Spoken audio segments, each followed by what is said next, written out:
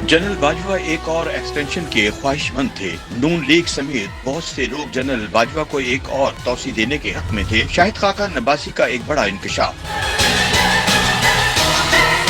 साबिक वजीर आजम शाहिद खाकान अब्बासी का कहना है कि साबिक army chief general retired Qamar Javed Bajwa एक और तोसी के ख्वाहिशमंद थे और बहुत सी जमातों के लोग इन्हें तोसी देने के हक में थे।